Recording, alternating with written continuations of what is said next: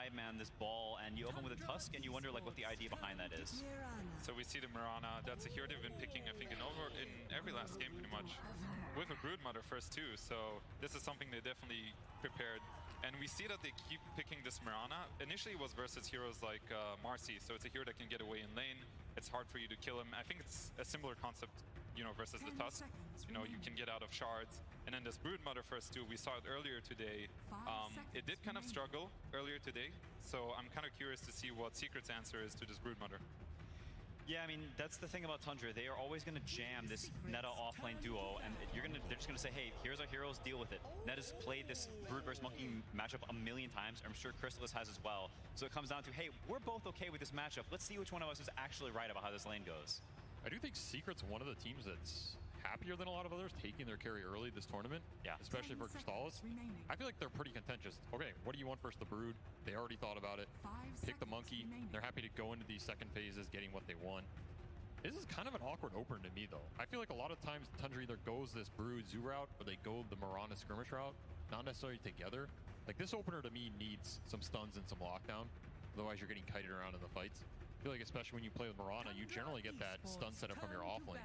They're not going to have that option now because I'm pretty sure we're not going to see Brood on any of these other lanes. It's kind of like you need both things to get enabled in the second phase. So TUNDRA really have to think about what they want to ban here, so when they get to that second phase, something comes out to enable both these together. Yeah, it's true. I mean, you have 9, so you have this counterbalance in that your mid hero will probably have a stun. 9 almost always plays these random skirmishy heroes, but the bans being on point is very important because if you're picking this melee this melee mid hero, weak laner against Nisha, one of like the best players in the world, insanely high skill, you have to worry about, hey, is this lane gonna be okay if we pick Spirit Breaker mid, and if you can counterpick this, bam, and you know you get slammed. So you have to be really careful about that. I mean, something else I want to note is that they actually did take the Tusk first pick, which is one of the heroes TUNDRA has played the most for the mid lane. So we talked about them not really sharing the same hero pool, but Tusk is one hero that Secret plays. You know, usually it's been on Zayak. I think it's only been on Zayak. And it is something that 9 plays. So they are going to try to find something else mid lane that could fulfill that similar role. I think especially with a hero like Broodmother. Like you guys said, it is important to have some kind of stun. You have a Mirana and a Broodmother. They might look at something like Primal Beast for mid lane for 9. What else does this guy play that, you know, could do this for them? Yeah, I mean, there's the Spirit Breaker. He's played like a Void Spirit in the past. A lot of these, you know, sort of unorthodox heroes you don't see super often. I mean, Avery talks about the Brood and Potom being sort of awkward.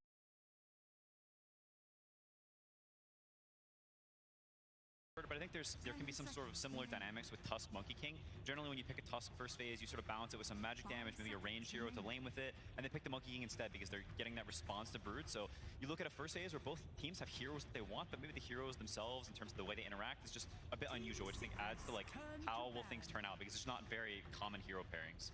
Yeah, so these bans are a bit telling, right? Because Secret is banning Slark, they're banning Ursa. These are heroes that are good against these melee types of offlaners, so you can kind of see that they're planning something in the next phase already.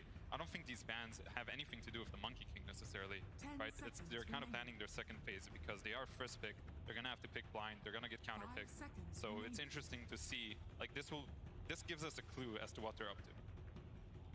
There's also a possibility they just want some beefy hero for Rezo in terms of Tide Hunter. We've seen him played a couple times. That would indicate the Slark Ursa bans like you're talking about, right? And then go. I honestly think this Enigma ban is kind of whatever for me. Yeah. I think when you do this Brood opener, I don't think you care about Enigma. And I think if Secret really wanted that Tusk Enigma, they would have taken it. And I think it's almost like a bait at this point. Because I'm more in line with what you're saying, Tal. Like, they're probably going for something to help deal with the Brood in terms of AoE, that they're afraid of the safe lane, just run at you, beat you down heroes, making the lane matchup too unplayable. I also wouldn't be surprised to just see Hoodwink come out for TUNDRA out of phase. I think it's their go-to with this Brood. It's like either Hoodwink or Tiny here to get their low CD stun playmaker. And then I think Secret can already think about what is Puppey going to play into that. If you want the big AoE team fighter, you have to think about what that hero's going to do in the Brood lane, because that lane is deadly for a lot of those types of heroes. 10 seconds remaining. Yeah, I mean, TUNDRA pre-picks this Potom, so Puppey may be less likely to want the Chen. I think the interesting thing about a lot of these bans is they're not really banning like heroes that maybe are like super ideal for the specific situation. They're kind of just like going down the list of, hey, this team likes these heroes, let's ban them, because both teams have a very specific hero pool, and they're like, you know, there's a Kunkka ban, you know, that you wouldn't see that against any other team. You know, there's this like Dirge ban because they play with 4 Dirge. There's like, you know, a lot of really specific things like that. Yeah, so I think we are going to see, I'm expecting something like the Tiny, like SVG said, for TUNDRA. We're going to see, because this is going to be one of their setups, most likely. and then the whole draft is going to be revealed from Secret side, and Tundra is just going to get to respond. So they're thinking pretty hard about this ban. They're taking a lot of time because they're going to ban, they're going to pick their hero here. So they ban the Pangolier, another hero that's pretty good against Broodmother. And let's see what they take here. Okay, this is a Tiny. Yeah, good call, has good synergy. I think heroes they're all very, very comfortable on. Saksa is very, very good at laning on the hero. He'll skill the tree, they'll go in lane, they'll contest every CS. Like, they're not going to give you these denies in CS for free. They're going to fight them. They're going to double last hit. They're going to use this tree. You know, maybe he'll pull some wave by throwing the tree. Like, they have all sorts of shenanigans up their sleeve. I mean, I now think if you're Puppey, you're just taking that damage dealer. I think your options are like, we've seen Jakiro and Lich played a lot this tournament. I think both be solid. I would like to see a Wyvern, but you'll end up going Disruptor. That is a good killer for both Broodmother and Mirana. She cannot leap out of the kinetic field. It's also, if you ever get to see Broodmother, you get to glimpse her back and you get to contain her because this hero is very hard to kill otherwise. So it is one of the best Brood killers. And I think this other pick is going to be something along Tidehunter, Mars. Those are what the bans indicated to me. So something that deals with Brood again, because you do have to address this hero. And they go with Magnus, actually. That's a different one.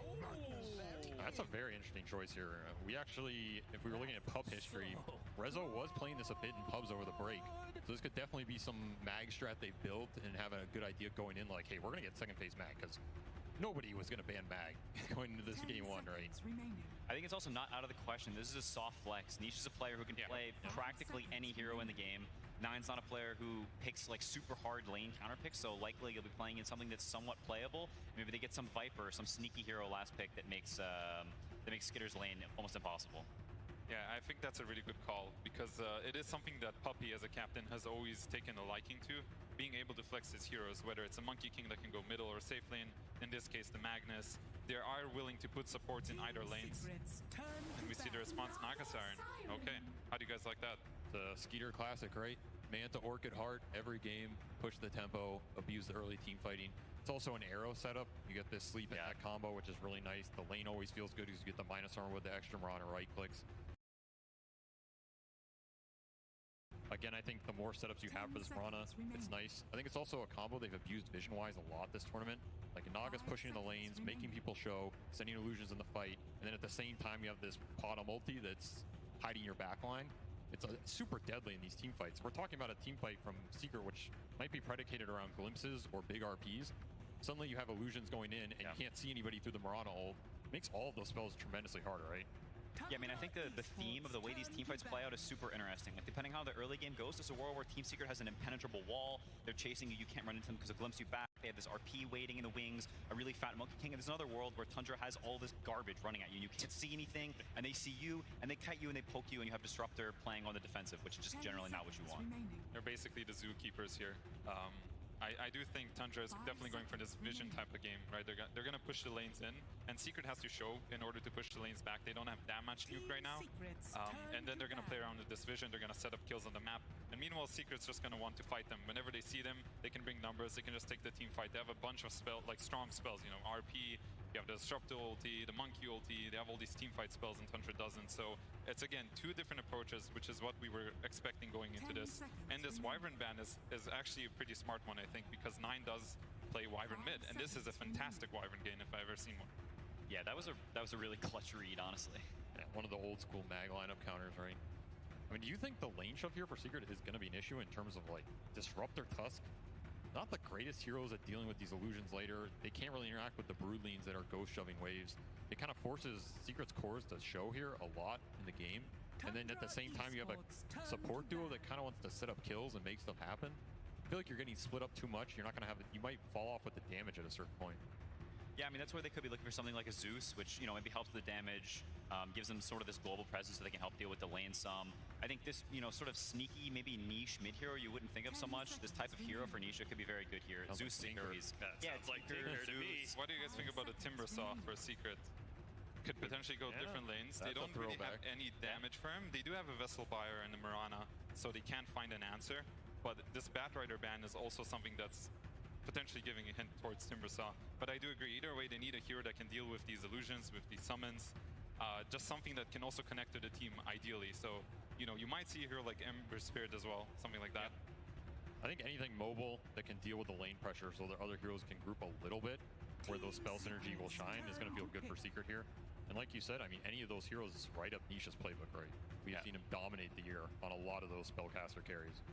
I mean, you can see Tundra, they're thinking about the Magnus mid potentially as well. They banned the Darks here, so clearly thinking, hey, this Magnus is not guaranteed to the off lane, so you could have some flexibility here. Like, let's keep our mind open about these bans. All right, clutch call is TUNDRA, otherwise I'm going to go with something like Ember Spirit or Storm. That's my call here. Let's see. I respect the chatting up. Let's see the Tinker. Tinker? Bust it out. I'm down for it. If they go Tinker, I feel like we'll see an immediate Zeus. Yeah, that is the very classic 9 hero, so I'm not feeling the Tinker right now. It is an extremely good Zeus game for Tundra as well, if depending on what Secret's pick is. I do really like Zeus for their heroes. It's perfect for how they want to play this map. Do you think they just steal it here? Like, is Puppy thinking about, hey, if we give him this last pick Zeus, suddenly the global threat with so much lane shove just becomes debilitating? It's not bad, actually. It's not bad. They don't have that much reach between their heroes. They have the sleep, but other than that... Ember Spirit. Okay, they go for the stable pick. And it soft blocks the Zeus a little bit, right? At least you're getting some gap close on him. You're going to threaten him a little bit. You can control the runes against him, which is nice. Early game tempo is quite nice. All right, Quinn, what is he going to play mid? I feel like this is your wheelhouse. You see an Ember Spirit. Your name is 9 right now. My name is 9. I mean, I think the Zeus is honestly not that unlikely. I think them having this sort of long range, like if you look at Secret's lineup, it's kind of scary to just straight up run into without abusing this vision, abusing the long range poke. We talked about that being sort of thematically what their lineup wants. If I think about heroes that 9 plays that fit in that wheelhouse, it's the Wyvern, it's the Zeus. Mid-Hoodwink? Yeah, I mean, even something like a Hoodwink is possible, to be honest. Talking about long range burst. I feel like 9 is such a unique player that it's very hard for me to call what he's actually going to play here. The only other hero I can think of he's played on playoffs, especially with the Mirana, was the Spear Breaker game that he had. I think it's pretty tough against Ember Spirit, right, Quinn? I feel like that one's kind of hard. The game, I mean, you just can never charge him. He just presses W. If his fingers are on the keyboard, then you're not stunning him. Does he play Huskar? Not even a consideration here. Does not, I don't think. Are we okay with Tiny Mid? There is OD. He's also played a lot of OD. Oh! Just at the tail end of it, Avery locks it in. I mean, I was thinking, you know, because every time they see this morph, they see this Ember, they're thinking, you know, Hour of Devour. I thought they were going to pick it earlier on in the tournament. He goes Midas, he goes Ags. Suddenly the multiple saves come out in the fight for RP and Static Storm. It's going to chunk through the cores without BKB. Pretty obnoxious pick.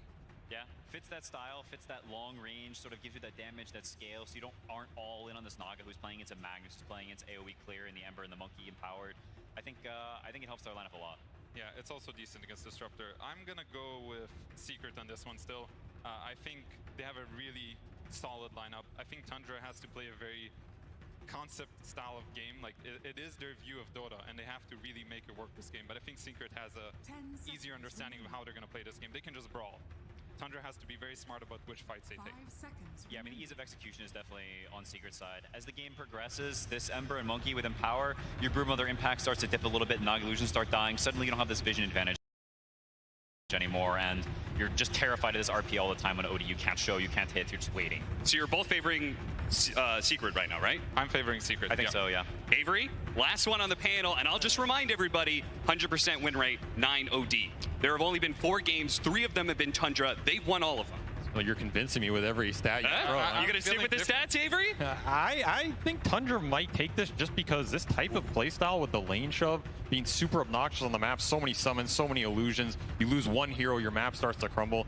It's so annoying in a game 1 scenario. I think that's when you're the least mentally prepared for it. Like, you think you're gonna deal with it, but then you get halfway through and you're like, a little too many things on the map right now, you know? And this exactly harkens back to what we said at the start. This is a clash of styles, right? You guys said that Tundra has a very set style. Secret, they need to find a way to counter it. This draft pretty much spells that out, right? Yeah, very much so. I think this is exactly the type of lineup you want as Secret against Tundra. All right, Fly, any last thoughts? I mean, what do we need to see from the side of Tundra? I think Tundra has to do well in their lanes, especially when you got to counterpick their lanes. If their lanes go well, they can slow down the grouping up tempo of Secret. I'll cut them off if you need me. They're good to go. All right, Avery, and the side of Secret? Don't feed too many kills around the map. Make sure when you take the fights, you drop the hammer on the OD instead of the other way around, and you get the big RP with your BKB timings. Secure Roshan. Make sure you fight around good areas with your vision. Don't get outclassed by that Mirana ulti. All right, everybody, I know you want to be able to see Secret versus Tundra, but of course, we got to be able to check in with our favorite man on stage. It's your Action Slacks with the coach interview. Hello. Hello, hello, hello. I am here with the Aoi 2000. Sir, this is my first chance to catch up with you. You know, your drafts have been called disgusting, cheating. Team Secret said before they got into this that you guys are cheaters with these drafts. Is that how you feel still? Are you guys keeping up with that sick theme? What? That's what they said. They said you guys are cheaters because your drafts are so disgusting. Maybe. I think we're playing heroes that we're comfortable on, and I think this game give it like a good vision of the game's supposed to go, and if we execute, then we'll feel really good. Speaking of heroes that you're good on, my friend, I think we got a 100% win rate on OD very, very fast. Is this going to continue that for you guys? Hope so. Okay, well, he hopes so, and we hope for a great game. So let's throw it over to our casters standing by. Thank you, Slacks. That's right, it's Cap and Avery, in case you forgot, Slacks. But here we are. We got to pause just to be able to catch things up, because we did have this situation where we had the teams kind of walking around while this coach interview was happening. Fortunately, we got this pause. Avery, we were talking about it before this game started. What was the storyline to this upper bracket finals? And for me, you actually said something that I thought was very fitting. You reminded me that Tundra was once upon a time one series away from being able to go to TI 10. They barely missed out on that one. Very true. Second chance for them, right? And being able to be here at TI 11, and they've made the most of that chance. They've gone very far through the tournament so far. And Secret, of course, everybody knows about that. There's a huge second chance right there. They had to go through the last chance qualifier. That's the ultimate second chance right there. That's all you get. After that, there was no other opportunity. They've made the most of it, right? I mean, these two teams, second chances, they still have one in the bag, too. Upper bracket. Makes you feel a little bit more comfortable when you know, hey, if things go wrong, we're still in it. Yep. That said, I don't think either of these teams wants to drop down, and they definitely don't want to lose the dominance in terms of the meta, right? Both these teams are trying to define what's going to get them to the finals. If you get there with that definition in place, gives you a bit of an advantage going into those early games, because now you're saying, hey, no one has broken what we're doing. Yep. And especially for Tundra, who I feel like has just had one of the more unique styles this tournament. Banking off the zoo, banking off the lane shove, Outworld Devourer. Who else is playing the mid heroes at 9 is playing at this event? Nobody else. I'll answer for you. This is a team that really wants to keep that momentum going and not have people kind of break that strategy and make them second guess, hey, are these things as strong as we think? Because like I always said, right now, they're just playing what feels good. I was telling Bruno backstage, I was like, I feel like this game, this series could be just like just a stomp of a 2-0. I don't know which side it's going to be, but I feel like it's definitely two different ideas matching up against each other, and somebody's going to walk away right, and somebody is going to be a little lost mid-series and figuring out what to do. Definitely possible. This is a make or break situation, and Puppy, the all-time experienced captain, he has made or broken a lot of teams. I wouldn't be surprised to see it go that way. That said, early laning phase, another situation where you have to play versus Tundra offlane, one of the most annoying offlanes in the game. You're always pulling waves, always disrupting the equilibrium. Never seems like you get that 2v2, so Puppy's already doing a little shenanigans with Soxa down here, chasing him down, trying to meet the waves. Of course, this will give solo XP to the other two, but Soxa does not want to run through mid. And this is kind of what Puppy was talking about when he was saying that they're just kind of like, I like to refer to Tundra, I'm not sure if I would call them dirty cheaters, but I would say dirty and nerdy. That's the combo that I think of when I'm like, what is Tundra? What makes them dirty and nerdy, man? These guys are the guys who break down the game to a science. They know every little mechanical interaction. They know every little dirty thing you can do in lane in order to swing a bad matchup, and you're seeing it right here. And Secret, they also know that, and they have come up with a plan to be able to deal with that. Puppy's trying to, you know, as you said, meet the pulls together. I mean, you can call it dirty and nerdy. I don't know. If you're in top 3, I call it just good Dota. Yeah, that's good. Figure out the mechanics, abuse them better than your opponent. It's one of these things that these guys do the best. Meanwhile, Secret, they're going to have to play with that double melee offlane. So Skeeter is going to have a really good early game. Like, he is going to have very nice timings on his Naga. He's playing into Mag. You have to keep in mind this Tundra lineup, they have a couple save mechanics built in versus the big AoE team fight that Secret's trying to push down later, right? You have to sleep to counter initiate, you have the Astrals to counter initiate.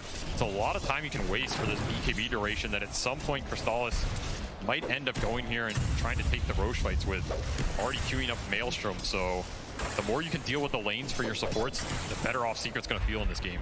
I also feel like the damage on Secret isn't like the fastest in the world. You know, like I could see a very real scenario where Crystallis, maybe give it a first blood, not quite. But just the damage could just be a little bit slow. There goes that save, there goes the song, and you're gonna reset. Like Secret, when they choose a target in this game and they choose to go on it, you have to commit, and you have to commit hard. You also have to get out of these lanes. Like, we've seen this Brood just destroy some of these side lanes. 33's having a pretty good time. He has not had to invest a huge amount in regen. Normally, these super early waves is where Brood can struggle, especially in these core matchups like Monkey that tend to abuse him. Oh, 9. It's got a Fairy Fire. Just as we showed the stat there of how successful OD has been at TI, and specifically, there it is, the 9 OD. The only other team to try out this hero was Team Spirit, who ran it in the off lane with Collapse. Didn't quite work out for them. It is interesting, though. It's the first time they're going to be playing Dire side OT. Wonder how much that changes. Quick TP mid. Yeah, an early rotation that's going to catch 9, perhaps. Oh, no, he ended up on the wrong side of the cliff. 9. I don't know if that was intentional or what. Maybe it was just good old-fashioned luck, but close enough to the cliff there that it puts Giants on the wrong side. Nice little move. He'll sure it up. Still at Fairy Fire. I'm not sure he goes down. There's just not a huge amount of mana in the tank for Nisha there either way, but I think they're happy to get out of this lane in a pretty good position. Snaking, losing his courier. Not going to be too happy about that one. Oh, even worse. Our Ember Spirit my keyboard is not... did not actually get a chance to refill his bottle, so talking about being low on mana. It only gets worse. Looks like Snake King, it's just going to fall. Resolution. It's way too hard with the 2-2-0 build he's got going on. Yeah, this is the buff to Shockwave, right? This Mag hero is pretty strong on lane. Like, he's just chilling here with the ring. Downside of Mirana Naga is you can't pressure super early. So Rezo is just having the time of his life up here. Even CS with Skeeter, first blood gold on top. Even more unstoppable. And him having a good game is really nice because he has the most flexible item choices to some degree. He can go more early utility. If he can go the Vanguard, Arcane Boots, Mech, some of these early items can help them skirmish, accelerate the tempo. And at the same time, he's going to scale his other 2 cores. Puppy steps a little bit too far forward. Crystal's going to come in, trying to help his buddy out here, but it's not going to be enough. Too much damage from 33 and Zoxta. As I believe Puppy thought he was doing a little bit of pulling. 33 is going to take some damage in return. He can jump into the trees and make a go for it. As you can see, Zoxta was even trying to cut down trees to make sure Crystallis gets caught. But ultimately, feels like just pushing the Broodmother out of lane is good enough for him. You know, honestly, giving Monkey some solo XP might not be the worst. I don't think Puppy wanted to stay down here too much longer. That was a close call. You see that? 9 tried to stop Nisha from being able to pass over the bottle over to the Disruptor. But it did go off, and he did get that refill. Every little thing on the main stage adds up. Puppy's lingering around here, maybe trying to secure the vision for this 6-minute rune. They would really like it to go the Ember's way. Since this OD, of course, not one of the bottle mids. So this gives an opening for Nisha to really get these 6-8-minute runes, power up on the map. If it's haste or double damage, he's going to be in heaven. And he's got 3 mangoes in the bank right now, and he just needs 1 creep to die, and he'll have level 6. And that's where that kill power from the OD, especially as he's been ramping up all those imprisonments. So this is a dangerous situation. There's 3 Zox is going to cut over that 1 creep. It's going to die right now. He's going to get his level 6. Now they've got the ultimate to drop it if they want to, and there it goes. They kill the Ember Spirit. Now look to be able to chase down Puppy as well. Puppy, with a spiteful last breath, kills the Arcane Rune before he does die. But a successful rotation by Tundra, picking up 2. Contesting that 6-minute rune, getting the level advantage on OD. Those little lane things matter. And 9 will drop that first hammer, cement this fate. No rune for Nisha. That was one he really would have wanted. We can also see like some of this minor synergy. You're gonna have to care about the Astrals a lot more in this game because every Astral means a free arrow for Snake. In the fights and the skirmishes in the river, we didn't really talk about this OD bottom combo, but it's a classic for a reason. Uh-oh, Crystallis. He go a little bit too far forward here. He's trying to get the Jingu stacks up and then be able to swap over, hit the big swing that gets him back up to full, and it's 33 who thought they could challenge the Monkey King. Step to the king, Avery, you best not miss. Damn straight. That almost pushed him to level 6, so Stahl is having a pretty good time down here in this bottom lane. Like, he is really taking it to the Brood, which is exactly what you want to do. You need to slow down this Brood's level 6 timing as much as possible, because that's when you can start to ignore your core matchup, get into the jungle, cut waves, accelerate the farm, get into that Wraith Pack pipe or whatever utility he wants to go. That's what unlocks Tundra's 5-man team fight. If all of that gets slowed down because your Monkey King is killing the Brood early, it means your time to get to this Maggot power ramps up considerably. So Secret, I feel like they're having a pretty good time on lanes here. I mean, this is probably in the upper band of what you would expect or hope for, especially from a Mag lineup. Talking of that Mag, when you talking about, okay, more time for the Empower to kick in for the Monkey King and the Ember Spirit, do you think that also means that they feel very comfortable going like pretty far into the late game against the Naga Siren because they have these big steroids coming in? Oh, bottom lane, 33. He's going to be kept in place. Not long enough, though, for the Monkey King to get those stacks. I mean, I think you're always confident going late game with a triple melee core mag lineup. But like we said, TUNDRA does have some of the safe utility to play around with it. Nisha toss over, jumps over to his Remnant. Did have enough mana for that one. That's a DD. No, they can skirmish around mid. Yeah. There's a lot of damage. Tuss is coming in. Max Slight. It's dangerous, though. The imprisonment, the self-save underneath tower. They get one last hit. Ooh. He's going to go for it, Nisha. He wants his kill. 1 second for Slight. Is he far enough away? He's out of range. And now they've got the toss up in the air. Oh, into the snowball pickup. Dodges the arrow nicely. They are going to be able to get another round Slight. Look at 9. He's creeping in on the side. He's going to come in at the last second to be able to bail out Soxa and get the kill on his Zayas. TUNDRA bringing the numbers again to shut down this Ember's momentum. That's a huge rune. We can see the damage coming through. And of course, the whole time that flies out, 9 gets to complete his Midas. Already proccing it. This is the build he is favored on this hero the whole tournament. Midas into that Axe Rush. It's going to be extra attack speed and extra item progression for him. Arrow that arrow. Ooh, hit the range creep first. And both teams really trying to play around these mids. Oh, goodness. Look at that stack. Rezo is going to be huge. No stacks on the side of TUNDRA, so this is going to be, they're already up a bit in net worth. That'll continue with stacks like these. And 33 just has to walk out of base here. He's choosing to save his TP. I guess they're going to send him mid. He's tired of going against this Monkey Disruptor kill combo. At the same time, he can't really go against Mag. I don't think he feels great just sitting up there potentially feeding Spiders playing into Vanguard. 33 a little lost this early game. This has been one of the rougher starts for him I feel like I've seen all tournament. Yeah, he's jungling with Insatiable. This is not the route of progression you want for your offlane Brood here. Trying to get to level 6. No, you're supposed to get, you're supposed to get 6 in lane, and then, you know, you just are able to, even if your lane is hard, you can still jungle so much faster. The fact he has to do it at level 5. Ugh. That's going to feel terrible for him. It also pushes Soxa more towards these mid skirmishes, which again, we're seeing 10-minute rune. Holding Might be a bit of trouble. Depends how much Secret commits. Snowball afterwards should be able to keep him in place. The arrow sneaks in from the side. Oh, actually tosses over Zayas at the last second. Hello. Tries to block him off, but is going to be caught by the imprisonment. Probably surrounded here. I don't think Secret can do too much to stop this one. He indeed does fall 9 with a killing spree already. I mean, Secret's got to be happy about both their side laners just getting full farm and solo XP, though. Like, sure, you're winning some of these mid-skirmishes a little bit. You're contesting the runes. Ember, he's getting his economy drained a bit. He has some power to catch up. Rezo and Crystallis just having free-for-all in the first 10 minutes here. I mean, like you said, they are going to be big. Yeah, it's kind of interesting.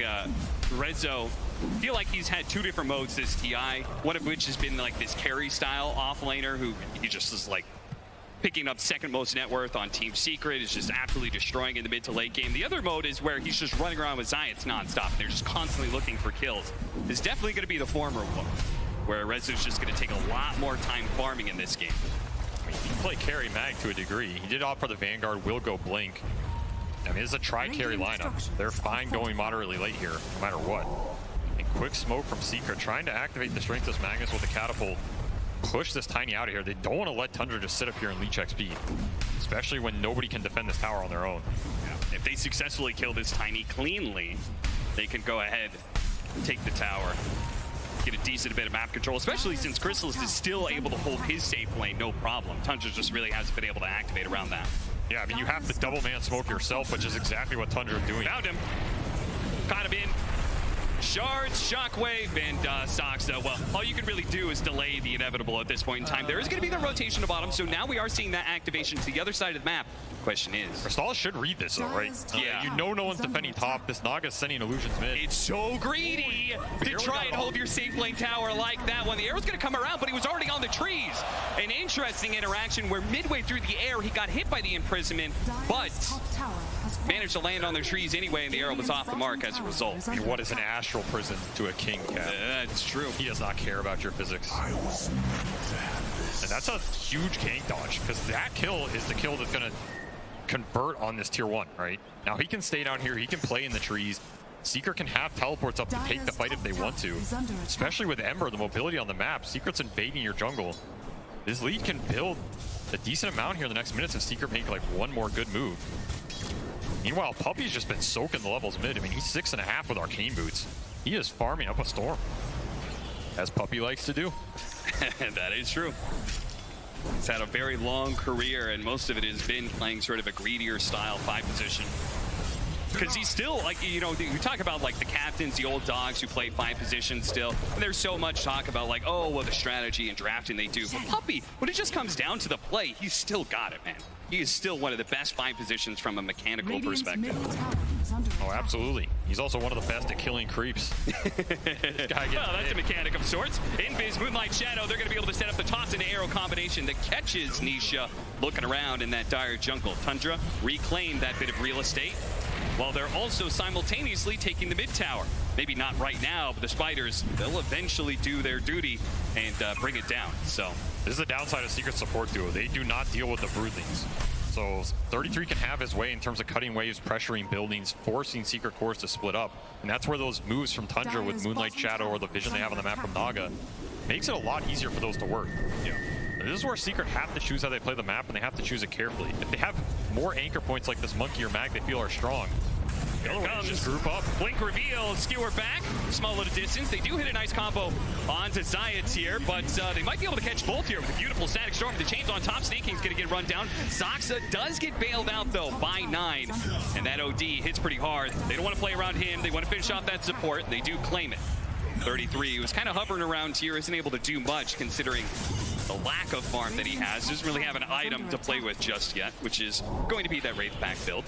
Does end up claiming that tier 1 mid with the Broodlings on the back end. That's nice. It steals the rune from Nisha, so getting a little extra damage in. Of course, that with the Mag Blink reveal, maybe not the best target Secret wanted there. They would have really liked to just RP this OD and take the fight without that save. That's going to be a big consideration as well, right? When Rezo blinks in, you have to keep track of the Astrals. You have to keep track of this Nagasol. Because you get turned around on all of a sudden, maybe your static storm's gone, maybe you expended some remnants in that RP. Fight's looking a little worse, right? Yeah. Wukong as well. There's a lot of static spells that Secret can drop in these team fights. It gets reset. You have to rethink matters a lot. So when Rezo wants to fight, kind of the key here. Zayats, ooh, nice sidestep there. Instantly read where a ward was going to be, and he actually picks up the last hit before Snaking can get the deny. Secret baiting this bottom. Rezo pre-TPing. Stalls might get aggressive here. He has Maelstrom online already. Hit him with the stun first, follow-up snowball, just 100-0, nice and easy. And now Tundra, this little push that they were looking for, it's immediately denied. Secret is doing a very nice job of holding their map. They're not building a huge advantage, but it's hard to do versus Naga Brood, who are just going to excavate the lanes no matter what. Yeah. The one advantage they're building is some of this XP, right? You look at Rezo, he's level 12. Compare this to some of the Tundra cores. Skeeter just got 10. The Brood was suffering for a while, still only 9.5. So Secret does have a decent level advantage here, especially on their Monkey and on their Magnus. And here's another smoke, looking to use the Magnus' strength right now. Convert it into some map control. Yeah, they've cleared out that bottom right-hand side of the map. Now they're going to sweep through the map and try and catch somebody at the very opposite ends. The problem is this Naga Siren's pushing in so aggressively. It's no heroes are showing on the map. Tundra's just playing safe. This is going to be the name of the game. Like, if you can get these smokes to land, they're crazy valuable, but good luck, right? How are you ever going to catch anything in this map when Tundra can always just force you to show? Now you showed Rezo back on his own. Here's the setup. Arrow in the wing to arrow, Snaking perfectly on point there, and before the Mag even wakes up from that stun, he is dead. Also look for that. We've got a Blink Dagger Tiny now on the loose for the side of Tundra, so this just increases the kill power when they do split Secret up, when they do force them to show on these side lanes. This individual kill power of Tiny and Mirana, or the OD Mirana, whatever it is, it's going to be scary, especially for Chrysalis, who keeps on trying to hold this safe lane and doing so successfully. Honestly, I mean, he is known as a Monkey King expert, and he's showing why. The fact that he's been so wily, staying away from Tundra this entire time. Have to tank the smoke. But the Coyote might have just finally... Oh, that rotation was close. Chrysalis, once again, hypes away to the trees. Like you said, Blink Tiny here. Can also blink and eat his tree. Catch Snake King, thinking about the Wukong's man. Now, this is a little bit of a stretch. Chrysalis really trying hard for this one. The rest of his team not quite there. Snake King is going to be caught. No leaps in hand. And they do get the glimpse backwards here with a snowball on top of that one. 2 pickups. Very valuable for Secret. Those are 2 big killers on the map. So now Secret, they could split up probably pretty aggressively here and try and push in the waves. That was the one spot Secret wanted to bring everybody because it's where all their vision is. They don't have much vision on any of this top portion where Skeeter has just been constantly pushing his lane, stealing triangle farm. 33's in their jungle, scouting now with Broodlings. The vision is always going to be a constant battle for Secret, so they really have to maximize what they get out of it. And that just means bringing the numbers. Every time you bring the numbers, if Tundra get out without losses, they're super happy. They lose a couple heroes there, it means you're probably losing an objective. Secret get the most out of that play, and it's going to push this Monkey King up to BKB, 200 gold. It's a very big item for him. It means he can commit in the fight. Your Astrals don't control him as much anymore. You can't just arrow him. It's also great for split pushing, right? Like, he can deal with the split pushing because now if he gets imprisonment, okay, I'm just going to pop BKB if they try and arrow. So every item that helps him stay out on the map independently is going to be amazing for Secret here. This is going to be Ags done on Outworld Devour, I believe. So this is a big power spike for Tundra. They also have Orchid on this Naga. You're not ready. If you get Orchided out on one of these cores, Nisha is not close to BKB. He's still 1,000 off. Tundra really want a big core kill into Roshan here. Oh yeah, getting a pick off on Nisha would definitely be the most amazing opportunity for Tundra. I mean, look at Secret group though.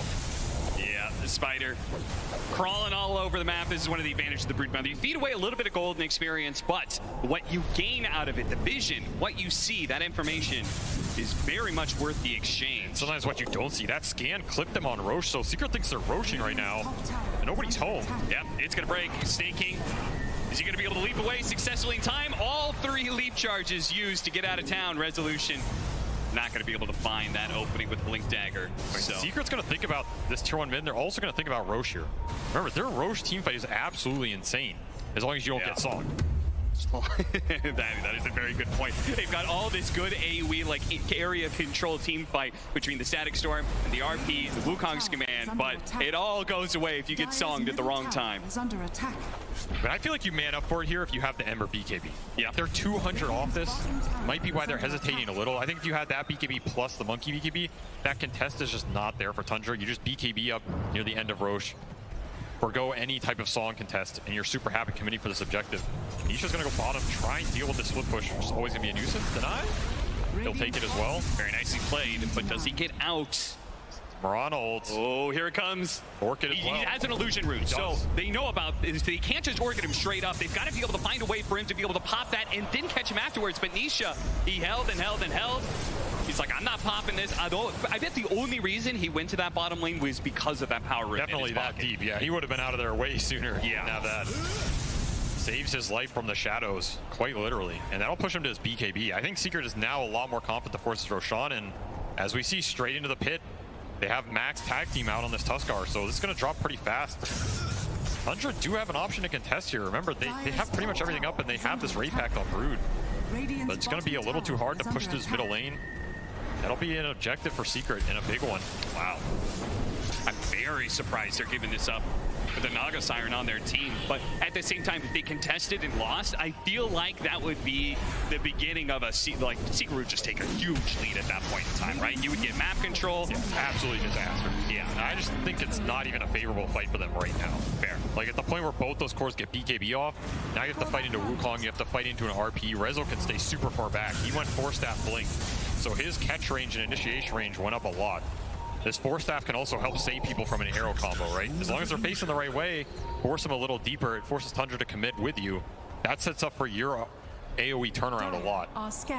This is the part where I feel like Secret's a lot stronger as long as they connect, and Smoke out of the pit. Connects. Cut across the map. Does manage to get the Tiny here. 3-man Avalanche is going to buy him a bit more time. Actually gets the other side of the shards. There is going to be the snowball that chases him down. So they're only going to get the one, nice which Tundra is probably accepting of a smoke for a forward position. Not too bad. They'll take it. You do have to think about how much of the map you're giving up here. That's true. Again, your Naga and Brood can like split push these lanes out, but you're losing on the XP advantage every time you make this trade. And at some point you have to win that fight. And the more of those you give up, the harder that XP hill is to climb. I'm serious, look at these levels. You have a level 11, level 12 cores compared to level 14 or 15. It's already a significant gap. That means another level of talents, some more goal on the map. Do you feel like that's something that is more valuable than it has been in previous patches because of nice catch there? Just found him. What a beautiful skewer. Soxa was looking for a toss back there, couldn't quite get it, and looks like they're just going to be maybe, no, maybe not, 9. walking out of the Wukong's man. He gets glimpsed back though, and now he dies. Now they actually get the slight chains onto 33 as well with a double BKB pop and the static storm on top of that. That one's going to be 2 cores dead on the side of Tundra Nisha. With the last remnant, it's a BKB hunting for even more heroes, but Saxa said, you wanted me? I jumps in, doesn't quite finish him off. The snowball save gets him away. A skewer back almost catches Snake King, but he managed to leap out. The glimpse doesn't pull him back far enough either, so Saxa daring to dive in like that was a bold move. Almost got the kill on Science, but instead ends in his own feudal. More advantage going Secret's way in these 5-on-5s. Just doesn't feel like Tundra can take the full mana fight. Of course, Odie getting caught is worst case scenario, right? Anytime they can displace him, take the fight around the fact that Odie has to Astral himself, they're going to be super happy to do so. And of course, that glimpse, you got to think about it here. Like, this is a very powerful tool in this game to just keep Tundra heroes where Secret wants them. You can save your buddy, but what happens after the saves are gone? Yeah. I mean, it's such a great, like, win more kind of spell, right? Yep. They win this initial part of the engagement where they get 9 out of the way. And once it's forced, Tundra is like, we can't fight back, we have to retreat. That glimpse becomes probably one of the best support tools in the game. And I really like how Secret's itemized this game. Like, they are not being too greedy on a lot of their heroes. Rezo went the Vanguard Force Staff so he can bail somebody out. Okay. Puppy's just going the Lotus. That's going to help deal with the Naga Orchid and the net for Ember, right? This is an item built for the Ember Spirit to help Nisha in the fight. And of course, you have Tuskar who now gets his Blink, so you have Blink Snowball save online as well.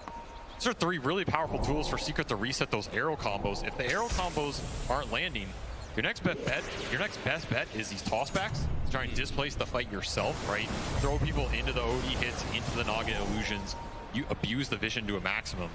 It sounds like right now the supports have to do a lot of heavy lifting on the side of Tundra, and even then can be countered. We'll see what they can do, though. Tundra are going to go for a 5-man smoke. This is I feel like we haven't seen them do this in maybe the whole game. Now they might find the Zayas Tusk, and they will. Yeah, they will. They're going to toss him over to the side here into the Orchid. Now, Puppy shows up. He actually ran in. Going into this one. The Static Storm goes out. The Wukong's man on top of that one. They're going to chain it with the stun from Chrysalis. Make sure that the Marauder can't get away. Nice imprisonment save. The 5 position's going to come back. The statues and the slight. Make sure he stays down. It's another toss back here if Tundra want to think about it.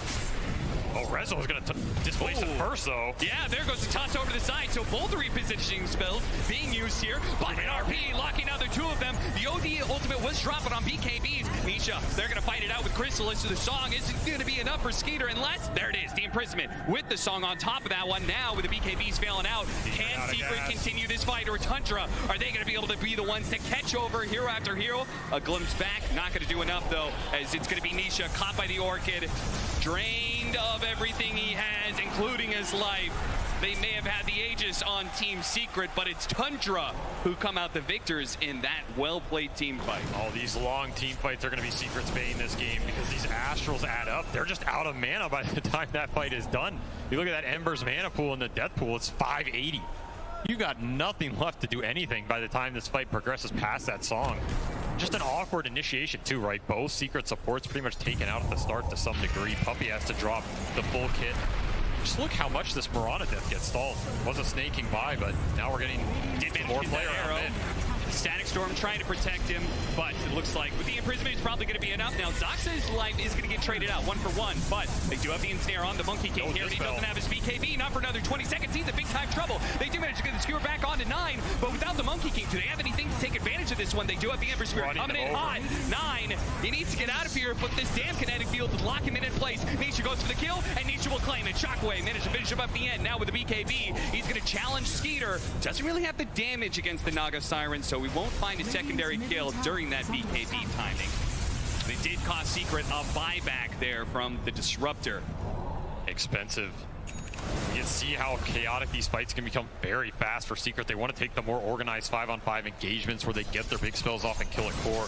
The second these Astrals starts coming out, Lotus Astrals, arrows flying through on top of summons, on top of illusions, on top of broodlings.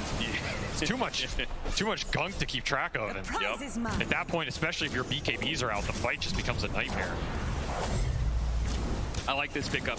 Snaking, grabbing the gem. Now that Tundra have kind of gotten back some of that map control away from Secret, they can start taking down some of these wards. Map goes dark for Secret. It becomes even harder to deal with these kind of split push lineups, right? When you don't have the vision. becomes harder to team fight too. Like, Secret's a bit reliant on the jumps at this point, I think. It's about who they initiate on, how they anchor that engagement. Ideally, it's OD every time. Trying to the game, but it's not dead even anymore.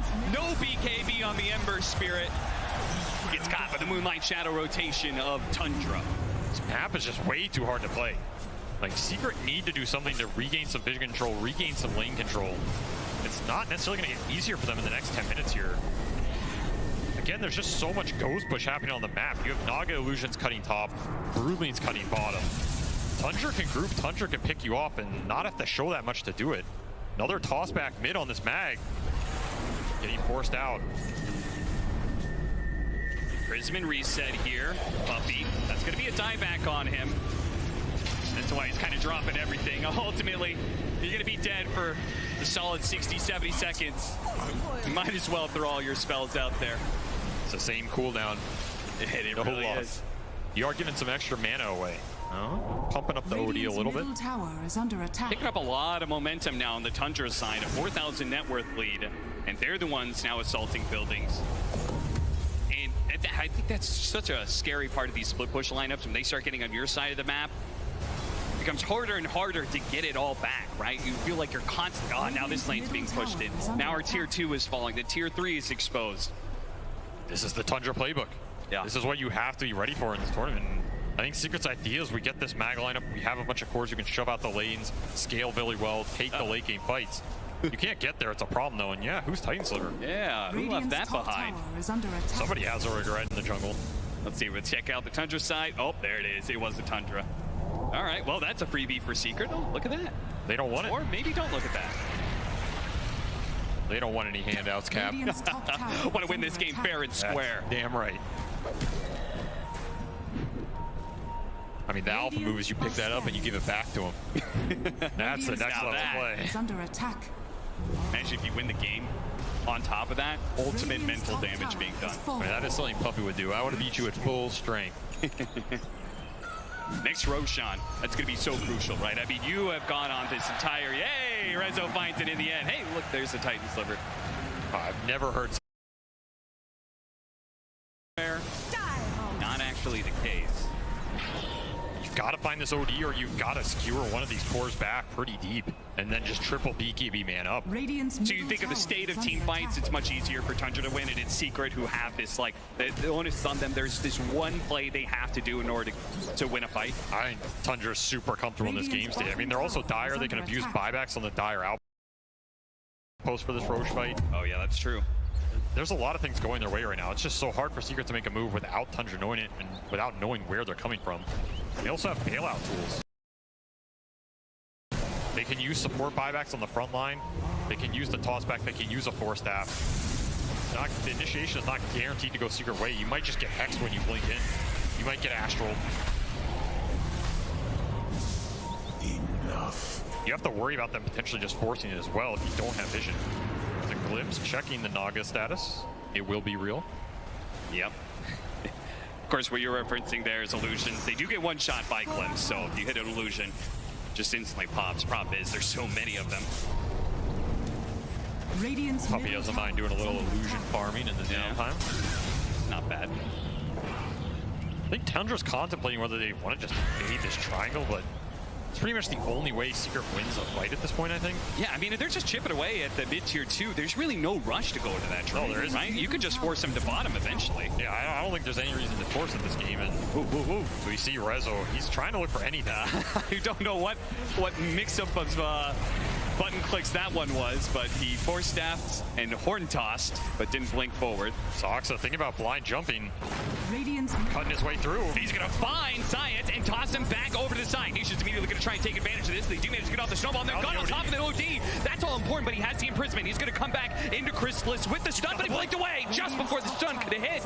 And that is so much of the team fight on the side of Secret now. Tundra is going to continue to retreat, though, instantly the side forward onto the Magnus. He tried to go forward, but he had an Aeon Disc as well, so he's going to be okay. And that hammer did absolutely nothing to him, but did almost finish off the toss. The Ember Spear is stuck inside the Ensnare with no BKB. He will die, overextending. Now Nine goes in deep, though, with the RP. They land exactly what they needed there to turn the fight to core is going down on the side now with a buyback on sides. They're going to finish off Zoxa, who gets tossed over, maybe staking low, beaten down. Chrysalis versus Skeeter, a one-on-one carry matchup where Skeeter has the health advantage, and he's got the ensnare, he's got the illusions, he surrounds the Monkey King, and now 9 comes back into play as well for the +1. Rezo for Staff Skewer on away. They're trying to catch him, but 9.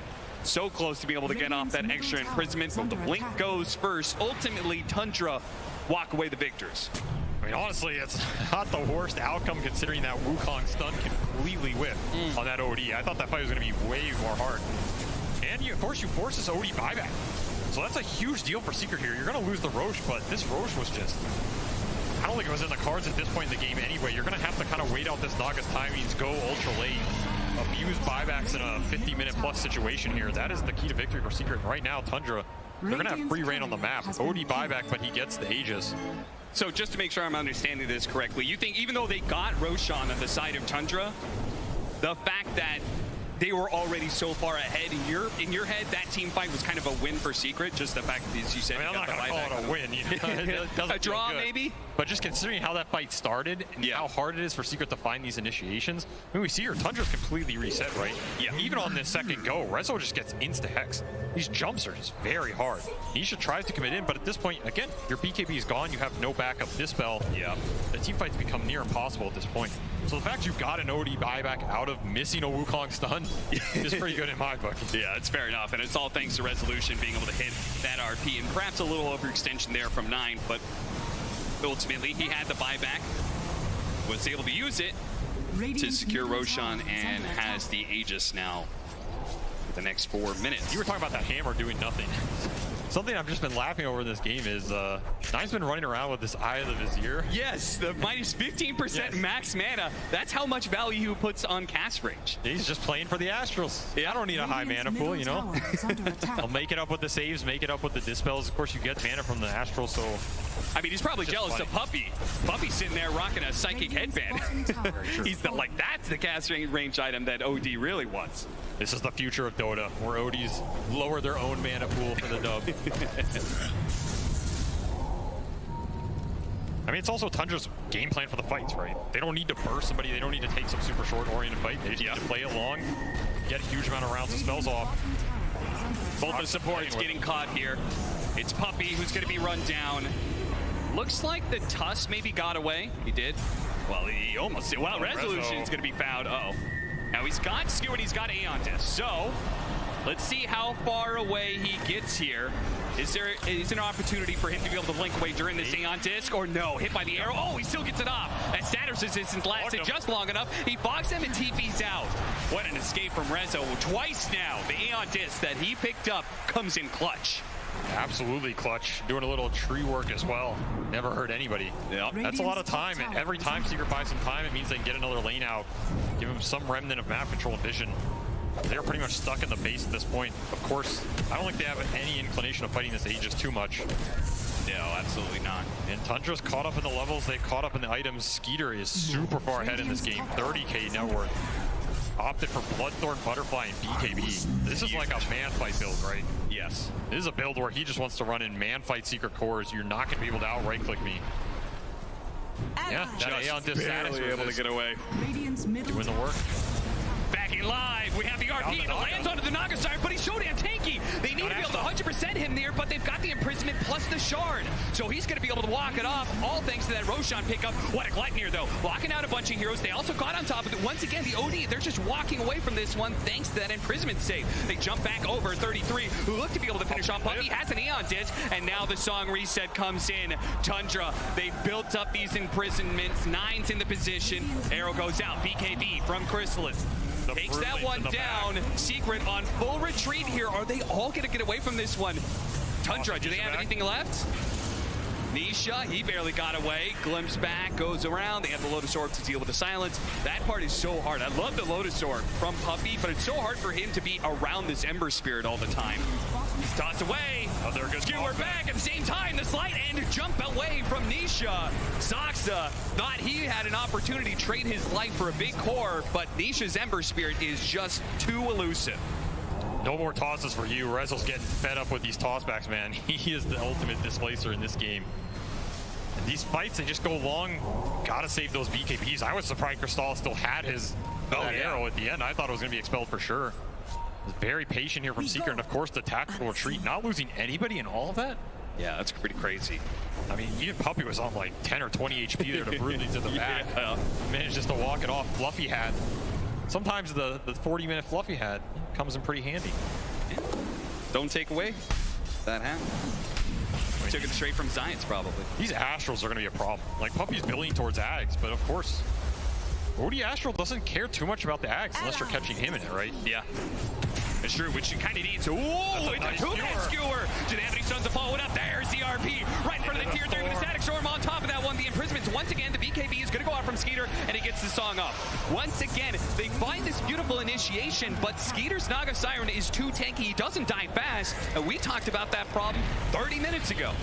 They do not have the ability to burst down heroes, in which case 9 is always able to take his time getting the imprisonment saves. They just need more damage in order to convert on these finds, because they're finding them. They found the real Naga multiple times now. Like you said, just not enough damage to kill him. There's going to be an Astral save. There's going to be a song follow-up. At that point, he just walks it off. This initiation's so difficult. Now you're getting turned on. Bloodthorn going to work here, shredding Zayas. Definitely no shortage of damage on the Tundra side. You have that Bloodthorn. You've got to be able to check the OD on these other initiations or find him. You have to do both things at once, right? Yeah. Finding the Naga, finding the Brood, that's great, but if they can just walk it off every time, Tundra's not losing too much on these ghosts. You are heading into very late game territory. So who are you assigning, like, who has what duty? Do you assign Rezo, like, you just look for any good initiation, and then what, Chrysalis, you try and jump onto the OD, or what's the play here? I'm not sure. It's not easy. Depends who thinks they have nice Force Staff. Cuts the King down from his perch here. Does have BKB if he can get it off. He does have BKB, but he may not have an opportunity. Imprisonment at the last second. He's got some regen coming in. He's going to survive through this and get off the BKB. Well. Throws out the stun. A huge heal with the Shade Panic. Now the Wukong's command. The Imprisonment once again. The Song of Siren. Doesn't want to. He needs to be able to jump out, but they're going to go back in. Do they find him? He's a tree right there. He's right there. He didn't find him. They hit him. He's not going to be able to jump onto the trees. He's still inside the Wukong's command, but Skeeter doesn't care. He's got his illusions. He's got his whole crew signing up for duty to bring down the Chrysalis Monkey King, and he's dead for 80 seconds. A huge opportunity now for Tundra to perhaps break open that high ground. No buyback for 150 gold. Oh, they don't know that, though. I don't think they have much interest in going high ground. I think they have interest in taking over the map. Getting even more farmer and their supports who are reaping the biggest benefit out of all this. I mean, hell, Snaking's level 20 on this Mirana, basically, with full Aeon disc. Even these supports are becoming very difficult to kill. Avalanche, toss, arrow coming in. No. Just sending the message. Yeah, just keeping them off. You can't push out these lanes too far. Meanwhile, spiders, illusions, the whole zoo is here to play. Soxa's building an Aeon disc of his own. Man, I don't know how you kill this Tundra backline. It seems impossible. You pretty much have to find a good core, have to find the Skewer RP, lock down Odie with this Static Storm. Maybe this Disruptor Ags is the key to making something happen here. From Magnus from the bottom. 1 HP, guys. Make sure he dies. There's a panic. Reset. Yeah, healing. I think he's left, guys. I think he's here. He's up on.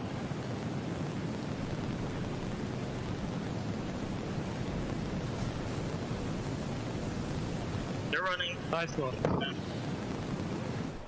You can see very calm, clear communication from Tundra. I'm sure they feel very comfortable in this game. I mean, you said it. They felt comfortable like 15 minutes ago. Now with a 19,000 net worth lead and closing in on Secret bit by bit, they are tightening the noose. They just see everything. What's there not to be comfortable with, right? You know where Secret are at all times. You have control over where the fights take place and how the initiations go for the most part. Secret pretty much are only going to get the jump if they smoke out, plant a ward, and just see everything off it. Now you just get Roshan here.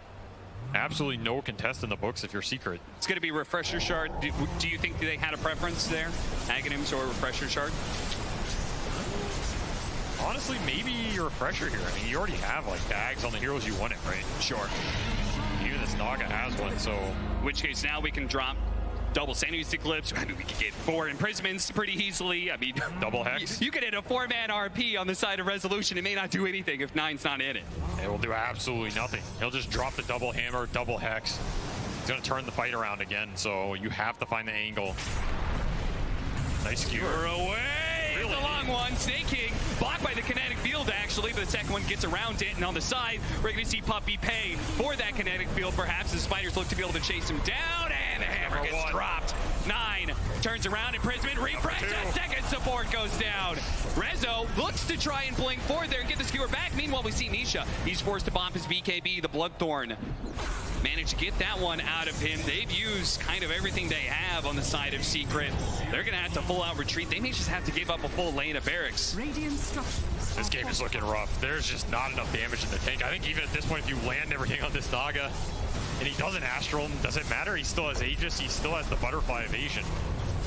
Just not cutting through enough of this. You need really deep skewers, though. The skewers are always an opportunity. 9 in turn throws out the imprisonments. They cannot seem to be able to lock down these 1 heroes because 9 is always there to be able to get the save. They have that buyback though on the Disruptor. They need to make it worth something here. They get the glimpse back, but again, the Astrals, the imprisonments, they keep on going down. And this is still the first life. Saxon with the toss over on Anisha. He doesn't have BKB. He's caught at the side. And now the song, wake him back up. And there's the second side. Wait, in the vulnerability over and over again, but he couldn't get away. He does have a buyback. They're going to try and get the die back onto Puppey here. Lotus Orb bouncing back some spells. Another skewer over to the side through the kinetic field. They caught 9. They hit him with the stun. The fight there, and he's dead. All important. Finally, the OD is the one that gets caught in the initiation for Resolution, gets caught in the trap.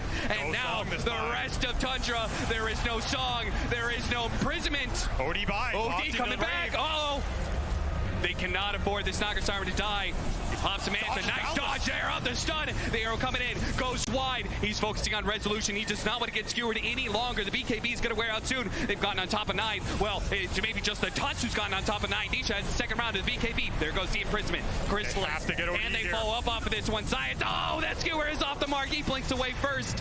And that, without being able to catch 9, so much of their extension here on Secret is being ruined. Again and again, the imprisonment's going down. Nisha throwing out the damage, just managed to jump back to his Remnant. If they can reset here, ultimately, they still got a buyback out of 9. There is still a buyback on Skater, but both 9 and 33 used theirs in a losing game. That is a glimmer of hope, Avery. That is more than a glimmer. That is like best case scenario. You're fighting Aegis. You're fighting so many saves, so many of these skewers on point for Resolution. This is the only reason they're still in this game. It's just dragging them insanely far back with the talent, with the Aether Lens. You can get them real deep. And of course, that's a 3-for-3 buyback situation. I don't even think you're too sad if you're Secret out of this scenario. Yeah. We saw a whole lot of this guy at TI-10, the Magnus. The hands of Collapse now. Channeling Resolution, channeling his fellow countrymen in Collapse, trying to show off. You have to fight these tossbacks as well. Man, crazy. I mean, it's another scenario where your Wukong does absolutely nothing. If anything, Naga's just healing for it. Your Ember's dying to the hexes in the back. Yeah. We do see, though, this OD, if he gets caught, I mean, what a horn toss skewer here. Yeah, they got stuck on the static field, but I guess it just gets overwritten. If you can find that OD and take him out, all of a sudden, Tundra have to route. Like, their saves go away. A lot of the chip damage and the glimpses and all of this become way more powerful for Secret. But you have to be able to find him, and that is the trick of this game. Yeah, like, Secret, they may have gotten the buyback out of them, but I feel like they're not going to be able to take advantage of it. I think they're going to be stuck inside their base. There's no way they can go for some crazy all-in. It just comes down to one team fight sort of play. I think Tundra is just going to lock them out. Just wait for the buybacks to come back up. That's why I said this game is going to go late, because I don't think Secret's giving up their base easy. And they're ready to defend it. At the same time, Tundra's building damage is very poke-oriented. They can't just force the throne in a buyback situation, right? Yeah. That fight does not favor them, especially when you start getting skewered into the fountain. I mean, it's not normal that you're talking about skewering into the fountain for a viable strategy, but at this point, it is something Secret can think about. Like, the ranges on some of these, you have a refresher as well. You can blink RP, skewer, refresh, skewer again, RP in the fountain again. The prize is mine. That's one way to help deal with some of these heroes, or separate the fight by such a distance that the Astrals just can't come through.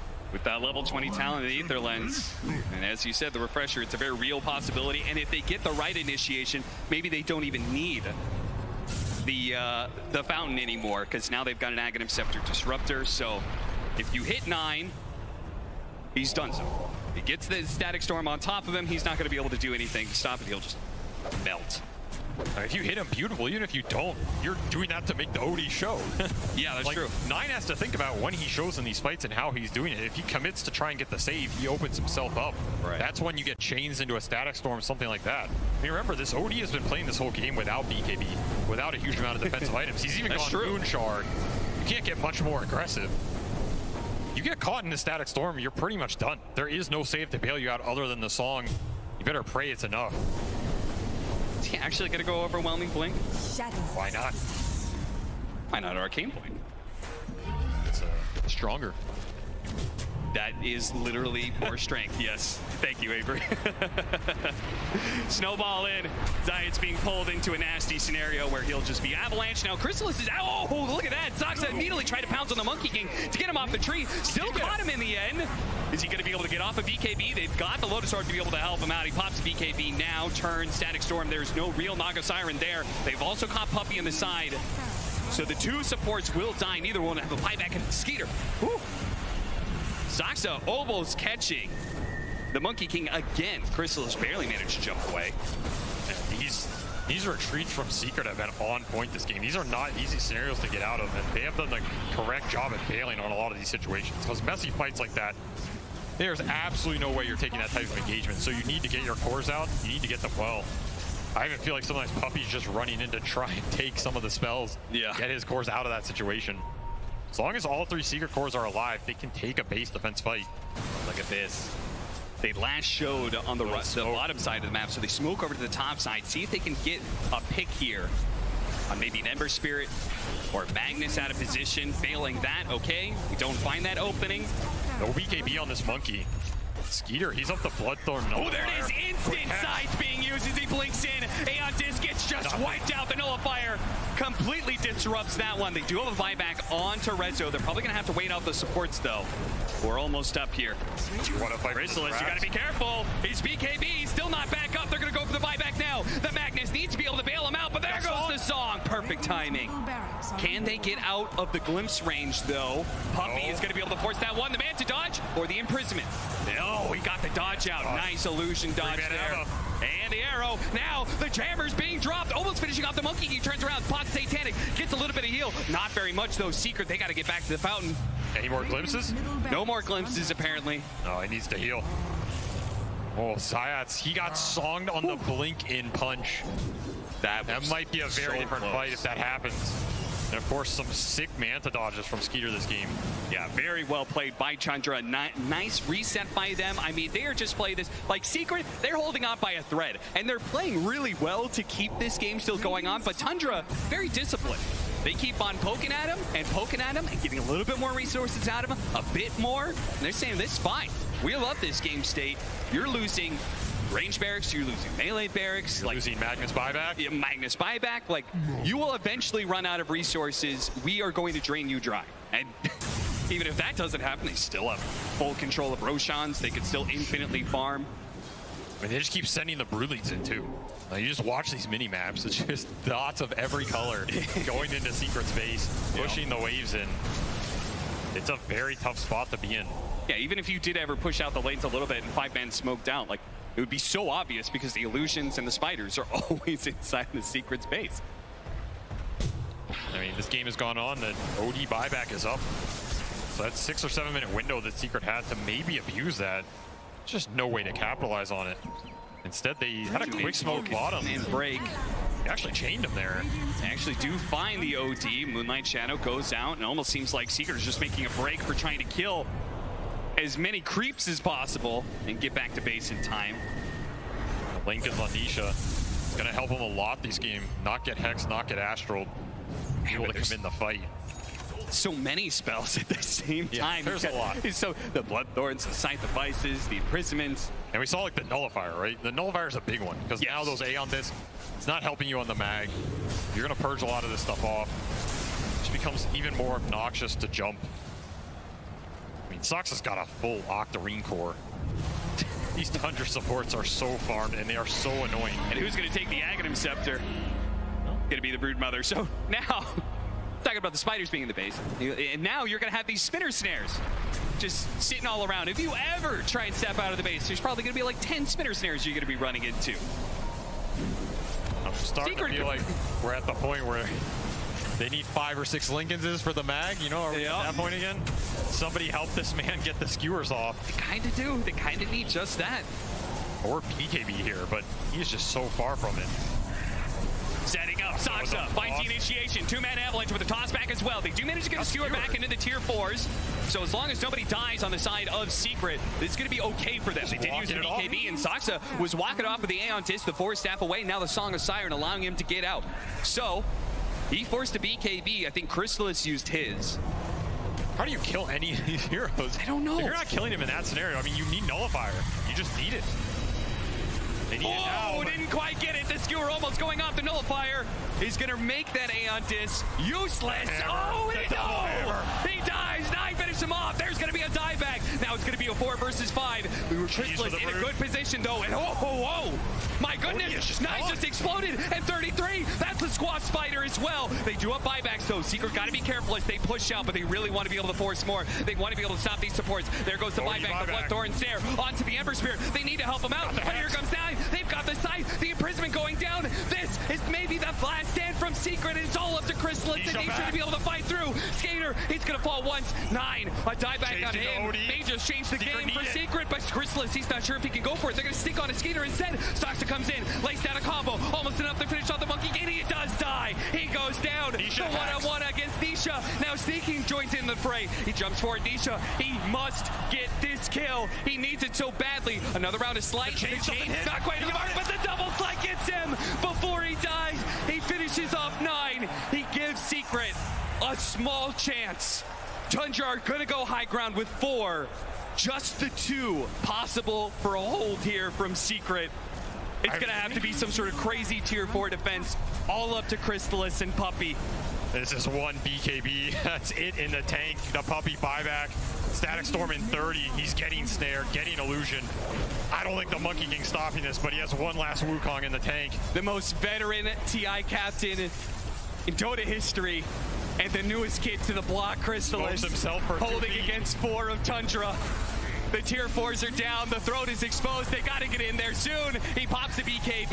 He starts charging at Tundra, but they just keep their distance. He's going to blow the Wukong's command. He tries to hold. He needs 15 seconds. Chrysalis, can he hold 15 seconds for the Magnus to come back and start getting those skewers? How long is this Wukong? He's praying for it to be as long as possible. He needs to be a little bit longer, but he's getting tossed out of it. And now Tundra, they pounce a second round, a refresh, a double stun, a Static Storm. They're trying to hold. They're trying to get outside the Static Storm. But are they going to be able to hold this one? The Mantle away, the Song of Siren out, Force Staff, TP out, and Secret hold!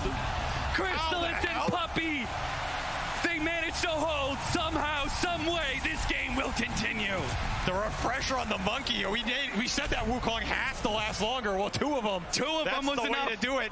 Tundra just didn't want to commit for that throne, choosing to send everything else at it except the core heroes in. At the end of that fight, Skeeter says, I'm out of here, man. I am not going to push the luck and force the buyback. And you don't get another chance after that one. Divine Rapier, baby. It's time to go all in. A Divine Rapier for Chrysalis is the only real way this could end. I mean, a beautiful setup here from the Boundless in a 2-man Static Storm static field. That's the only way you're killing these heroes, or at least threatening them. So like we said, it was only Crystallis and Puppy. That's all you need sometimes. That's true. Now they're looking for more, trying to abuse the window they have. Remember, no buyback here on this Brood for 70. No buyback on this OD if he gets found. Crystallis just running down. He tries to sneak it. Saksa, he tried to kill a creep wave. He really does not want to let this opportunity for Secret to go high ground while there's still 60 seconds for 33. I mean, this is 50 seconds, no Brood. Divine Rapier up on Monkey. No buybacks for Secret. They need this throne, and they need to race it. Tundra's pushing it bottom. Nisha, if he could just even hold these heroes here while the rest of the team pushes down that mid lane, but they're actually going to come back. Secret want to take the fight. They do not want to end up in a throne race. Get the glimpse, get the glimpse. Oh, Puppy. So much time cost here. But of course, you have an exposed throne on half HP. No glyph. Secret just have no choice in that scenario. Have to come back and play the defensive position. You have to imagine if they'd gotten to Tundra's base in that interval. Oh, yeah. What is this? Now, this is absolutely next level. What did I say? Nerdy and dirty? That's the only way to play it right there, Tundra. That is nerdy and birdie to the best of degree. Pulling the creep wave with his courier, and he keeps it alive, too. Goddamn brilliant, Tundra. He didn't have anything else on the map he could have done that with. With all the gunk on the map. Even the couriers making it hard for Secret to get these lanes out. It is beautiful stuff. Illusion. Just when you thought you had to fight everything, they throw a little bit more your way. Yep. That said, Secret, they are smoking up mid. Remember, no buyback on OD Brood. Divine Monkey might just one or two shot some heroes here. Refresher coming up in 15. Oh man, a double boundless strike would actually just one shot some heroes. Glimpse back, first thing, fine, 33. Instantly, the RP goes down to 2. 9 with the save though. 9, 8 being chased down by the snowball. Gets a first step away from Stocks and he locks down the 2 supports and bam! There they go. There goes one hammer. 9, setting up for a little bit more, gets the reset up the song. So now with just the cores alive, they are trying to get they can out. keep their distance and maybe get out fully. Saksa, maybe not so lucky. That is going to be very bad if he dies here. Another hero with no buyback. Again, Secret, they have been down and out this entire game.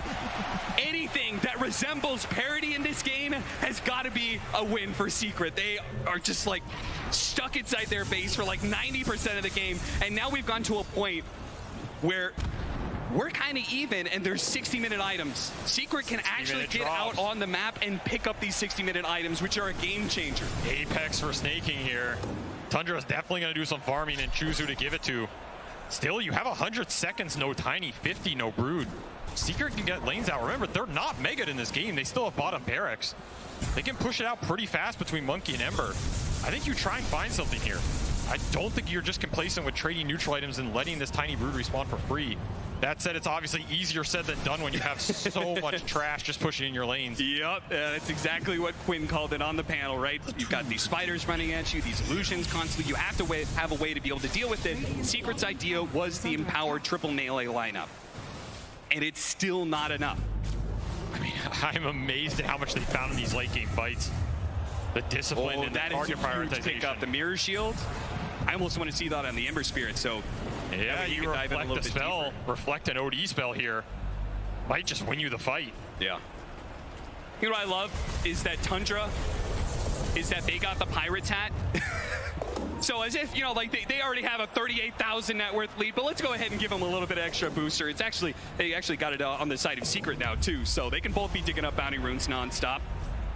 Shuffling items around. I don't think is there really anybody who wants that, oh yeah, they got a Tiny, Giant's Ring Tiny. How does Tundra always end up with a Giant's Ring?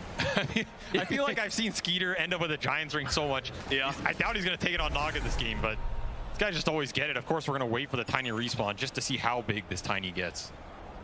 Everybody. Can we see a BKB Tiny with Giant's Ring? The most untiny Tiny of all time. Secret still need 2 more. Oh my lord, he's a big boy. Show him. Good God! Now that's a hero! Mamma mia! Is that a hero? Is he bigger than Roche? He's coming for you! Where's Roshan? Put him in the pit. Ultimate rock monster face-off. Put him in the pit. Put Roshan in Tundra's base. We'll swap him out here. I mean, that is a visual monstrosity. They have been inside their base so long, by the way, they haven't finished up their tier 5 items because tier 4s are also dropping for the side of Secret. You've got to farm through them. I mean, yeah, they still have 1 tier 4 and 1 tier 5 left. Pretty much all you've got is Fallen Sky on this Tusk. You've got that Mirror Shield. They're going to give it to Nisha, so he has Lincoln's plus that.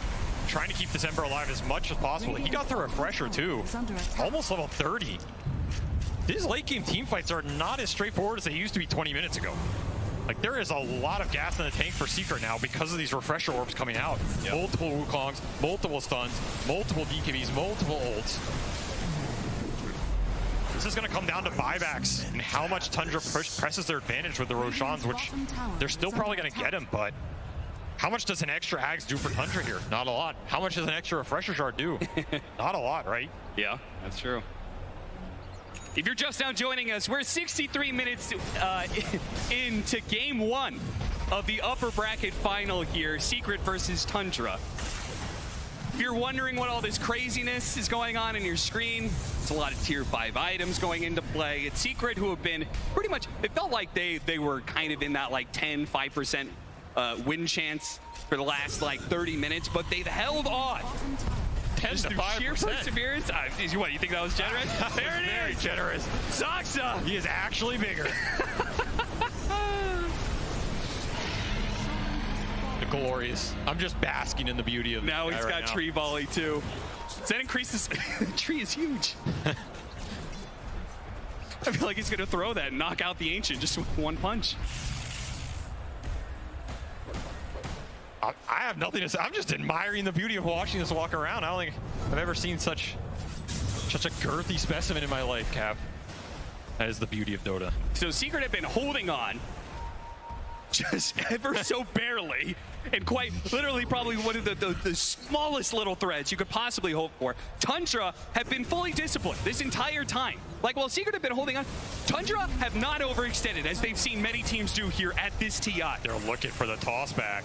They have been looking for openings and patiently letting those openings play out. Somebody walks into that spinner snare, great. We can get the toss back, and oh Lord, he is coming. Here comes Saxa. Giants ring Saxa, trying to find the opening here. The Wukong's man is going to go up. They do have the imprisonment. The Dark Shadow is the Tiny moving out of that Wukong's man. Thanks to that imprisonment, Astral save once again from 9. They do have the Scythe, keeping that Ember Spirit. Force-staff him out. That's the nullifier. Oh, he got hit by an arrow. Puppy down. One pick off, tree volley being used, caught, and forced to use the BKB. 2 small wins there for Tundra. A BKB down on Chrysalis and a buyback out of the Disruptor. This is what we're talking about. Tundra has just been so good at being able to just see small opportunities like this arrow. Saxa looking for an opening. Doesn't go for the toss back, instead the imprisonment. Magnus getting caught as he tries to jump in. Also nullified as well. Tree volley's coming in. Resolution needs to be able to get outside. He's managed to get the kickback on his Snake King and snowballs his way out of there. Chrysalis sees an opportunity, hits him with a Boundless Strike, and the Static Storm will finish him off. 9 is almost dead. Nisha's been messing around with him, but at the same time, Tusk falls. Nisha all in and trying to chase down this OD. The last remnant to the BKB. He couldn't fight him. DP out. The BKB expires. He gets caught. Socks up to finish him off with the help of 9. This OD just way too elusive on the back end. So much help as well. And that was a refresher for this Ember. He's going to have to expend buyback here, but he is not going to have that up, which means no BKB for the full duration. Buyback 1, buyback 2. Skewer away. Pulled out, but at the same time, a dieback on the Disruptor. Chrysalis jumps in, immediately in prison. He's not going to get off the Wukong's command. He hopes for it, and he doesn't have the BKB either. Starts fighting up against Skeeter. Trying to hold him. Oh, what a kickback! Right in front of the Monkey King. What a beautiful kick! Buybacks here.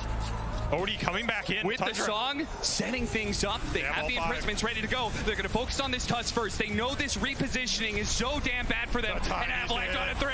And the hammers come in! Finishing off the Ember Spirit, a 2 buyback. They are all in on being able to hit either the best RP of your life, Renzo. No! It's denied by the imprisonment. He tries to go for the Boundless Strike. He gets the skewer back now, but coming back into play, Chris is not going to be able to do anything. Immediately silenced, and that is it. Tundra, they will take this game 1. Just the most beautiful, disciplined play you could possibly hope for to see on the main stage from Tundra. They worked Secret bit by bit. They wore them down until they could finally break them. How many Astrals, how many tosses does it take to wear this Secret team down? My God.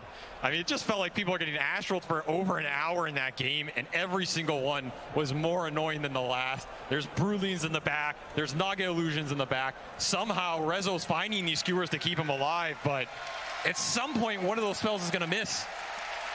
And then the gunk just gunks you up. It's just too much, man. Of course, Tiny's probably taking up half your screen as well. So many individual fights, too.